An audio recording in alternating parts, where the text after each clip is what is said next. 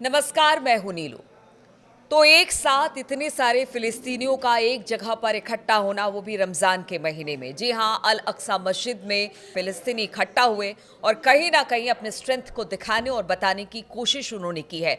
अब इसके क्या मायने हैं और साथ ही ट्रंप की धमकी का असर हमास पर किस तरह से दिखाई दे रहा है, क्या इसका कोई असर दिख भी रहा है या नहीं दिख रहा है, इन दोनों बिंदुओं पर हम बातचीत करेंगे। बातचीत करने के लिए मयंक मेरे साथ जुड़ गए हैं। मयंक, सबसे पहले तो ये बताइए, रमजान का महीना, फिलिस्तीनियों की तादाद इतनी कि अल अक्सा मस्जिद के अंदर और बाहर लोग ही लोग दिखाई दे रहे थे, इसके क्या मतलब, क्या मायने हैं? देखिए, जुम्मे की नमाज पे बताया जा रहा है कि करीब 90,000 फ़िलिस्तीनी जो थे वो अल अक्सा मस्जिद का जो कैंपस है वहाँ नमाज़ पढ़ने के लिए जुटे हैं। और इसकी तस्वीरें सोशल मीडिया पे सामने आई हैं जो ज़बरदस्त वायरल हो रही हैं। ना सिर्फ फ़िलिस्तीन में बल्कि इजराइल के लोग भी इसे देख के हैरान हैं।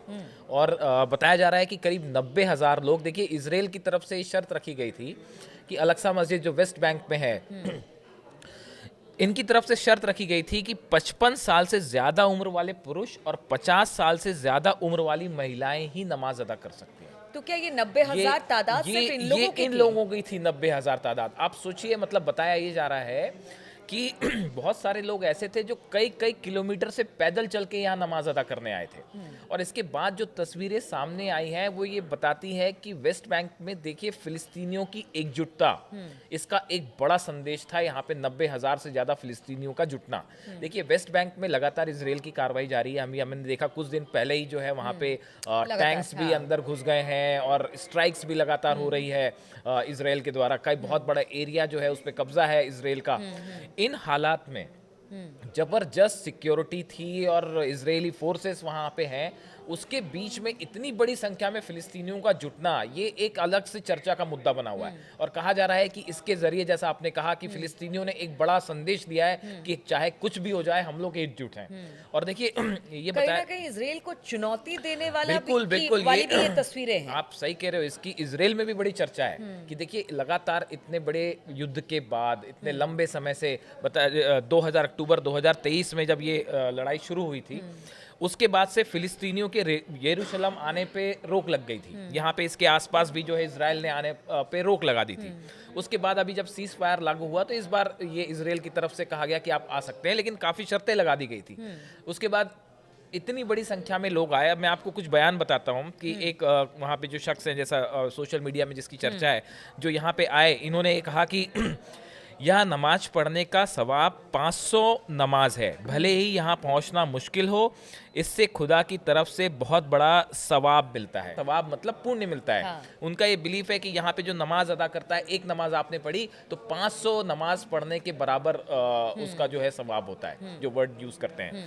तो इसी तरह से जो लोग आए, उनका एक प्रकार का उनका जुनून था यहाँ पे आना। देखिए, एक और ऐसी कमेंट है, मैं अभी पढ़ रहा था किसी का, कि अगर वेस्ट बैंक के लोगों को आने की इजाज़त दी जाएगी तो सभी शहरों, गांवों और शिविर से आने वाले लोग यहाँ नमाज पढ़ने के लिए अल अक्सा मस्जिद आएंगे।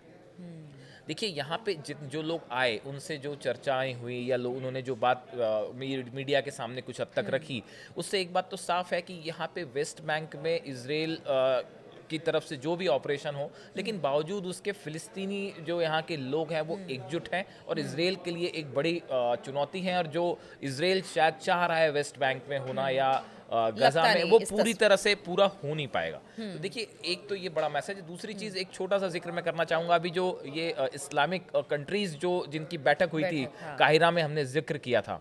आप देखिए, इस बैठक में भी जिस तरह से अरब कंट्रीज़ ने एकजुटता दिखाई और उसके बाद ये जो तस्वीरें आई, ये जो है एक प्रकार से इजराइल और अमेरिका दोनों के लिए एक मैसेज जरूर है कि साहब, आपका प्लान जो भी हो, लेकिन वो इतनी आसानी से पूरा हो नहीं पाएगा। देखिए, आपने दूसरी बात जो कि हमास की तरफ से क्या रिएक्शन आया है, तो देखिए, ट्रंप ने जैसा कि कहा था कि भाई हमास का एक भी शख्स जिंदा नहीं बचेगा अगर बंधकों को रिहा नहीं किया तो। खुलेआम धमकी एक तरह हाँ, से। एक प्रकार की धमकी थी। जो हमास के प्रवक्ता हैं अबू उबैदा, इनका ये कहना है कि जैसा ट्रंप कह रहे हैं, अगर इस तरह की कोई कार्रवाई वो गजा में करते हैं या हमास के खिलाफ करते हैं तो फिर जो बंधक है उन सबकी जान को खतरा हो जाएगा। मैं आपको एग्जैक्ट वर्ड बताता हूँ, उन्होंने क्या कहा।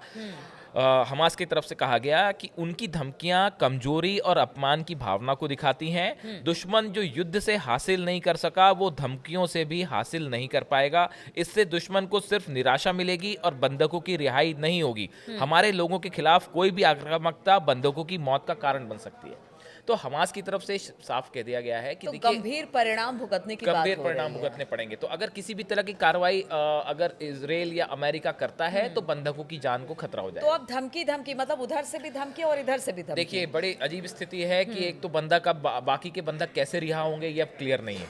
और जब तक ये बंधक हमास के कब्जे में हैं तब तक बड़ी कार्रवाई करना इजराइल और अमेरिका दोनों के लिए बड़ा रिस्की है कि अगर इनकी तरफ से कोई बड़ा ऑपरेशन होता है तो बंधकों की जान को खतरा भी हो सकता है। तो शायद यही वजह थी जो हमने चर्चा की थी कि वो जो प्लान था कि एक बार में आप बंधक रिहा कर दीजिए, शायद हमास इसी के लिए तैयार नहीं था कि भाई पहले परमानेंट आप पीस की बात करिए, परमानेंट सीज फायर की बात उनको भी करिए। पता था कि हाँ कि शायद ऐसा आगे- कुछ हो सकता हाँ। है। तो अब देखिए अमेरिका ने अभी जैसा सामने आई बात है कि हमास से कुछ लीडर्स से गुपचुप बातचीत भी हुई पर्दे के पीछे अमेरिका की।